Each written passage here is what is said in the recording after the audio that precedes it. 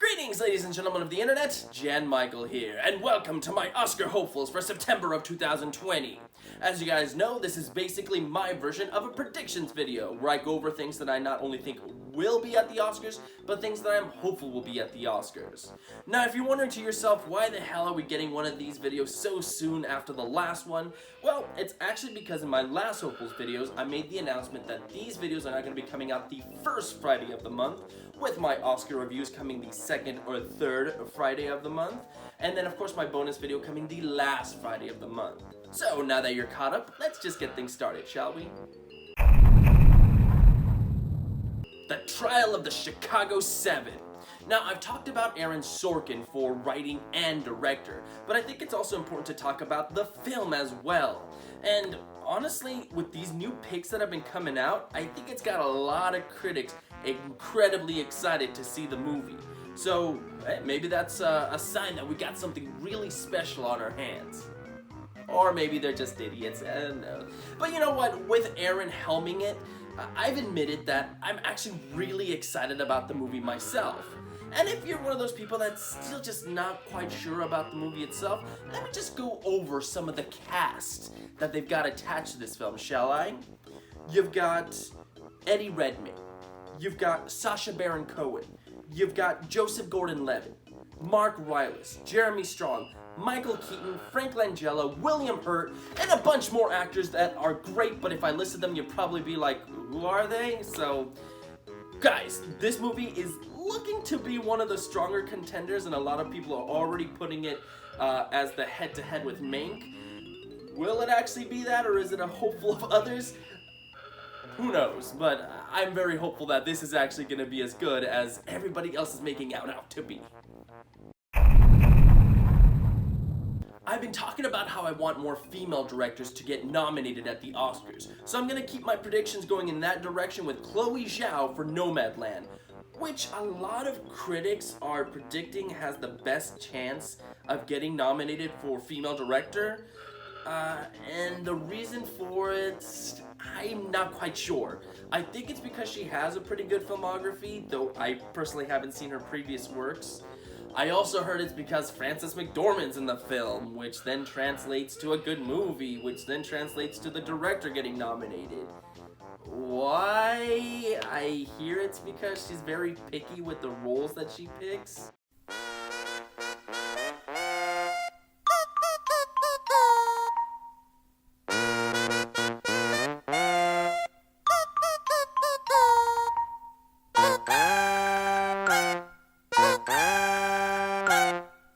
But hey, if it leads to a good movie and good directing, I'm all for it. I'm going back to my surprise picks for Best Actor, this time with Tom Holland for The Devil All the Time. Now, I'm not a huge Tom fan.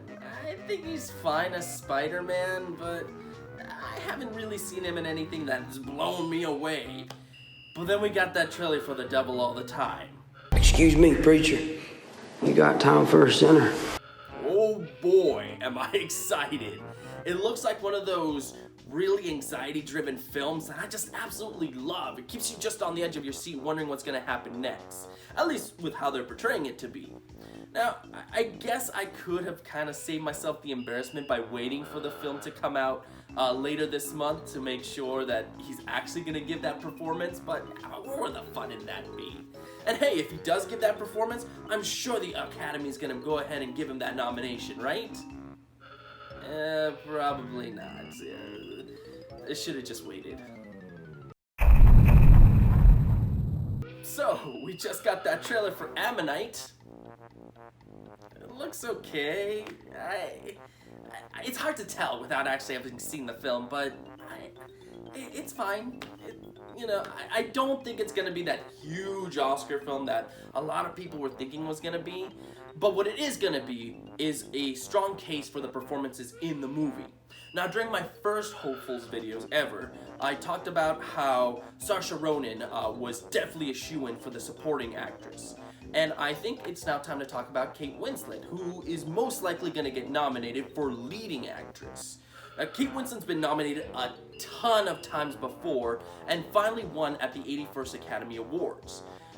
I think she's gonna get many more nominations and many more wins. Is this gonna be the one that's gonna get her her second win? Probably not. I think there's gonna be stronger contenders out there, but I do think she's gonna get the recognition, and I think a lot of eyes are gonna be on her to see exactly what she does with the movie and with the role, and I'm looking forward to it as well. Chadwick Boseman for Ma Rainey's Black Bottom.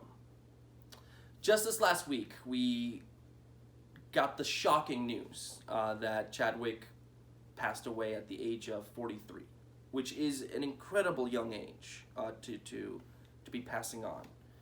And it was really heartbreaking. I'm not gonna sit here and tell you that I was a gigantic Chadwick fan. If anything, in my previous videos, I have been very critical of him. But what he did with not only just the role of Black Panther, which I do think he's excellent in, but just in life, in general, the support that he gave so many people and a lot of people that looked up to him, I think was truly unique and special. And I think the Academy, the voters, are going to push for him to get recognized at this year's Oscars. And I think this is the film they're going to do it with. It was his final movie. It's a good way to honor him in that way. If I could just put the Oscar kind of bullshit aside though, I was truly shocked by this news. It's something that I didn't believe at first. And, you know, it's a hard thing to take in. So, my condolences to the family. I hope they're doing fine. And Mr. Boswick, I hope you're at peace now. And what else could I say but Wakanda forever. I haven't talked about West Side Story yet, have I? An Oscar-winning film getting remade by Steven Spielberg. I'm really not looking forward to it, but wouldn't it be great if Rita Moreno took home an Oscar for this film? Just imagine, this would be her second nomination ever. And then if she won, it would be her second win, with the first one being West Side Story. So she'd basically get an Oscar for the exact same film. And you could just tell that's something that Oscar-crazed fanatics would love to hit you over the head with at just random events. It's like, hey, did you know this? And I gotta admit, I'm one of them. That would be pretty fun to tell people. It'd be a really interesting fact. Don't think it's gonna happen, but it would be interesting if it did. Getting some rapid-fire picks out of the way, this time I'm gonna talk about costumes, which I haven't really talked about yet, have I? For this one, there is a lot of potential out there, but for me, the one that keeps popping into my mind right now is Emma. Definitely see this one getting recognized. Period pieces do have a better chance of getting in because of their grand costumes, so I really don't see Emma backing down without a fight. Now it's time to talk about Mank again. Yes, I know. What the hell else can I say about it? Well, how about makeup and hairstyling? Gary Oldman's gonna be putting on some serious prosthetics to turn into the character in the film, so you can best believe they're gonna be in the running for this category. And now... Soul time? Yeah... Finally. Look, I'm not saying that I think Soul is gonna be a terrible film. It's Pixar. I'm sure they'll do just fine with it.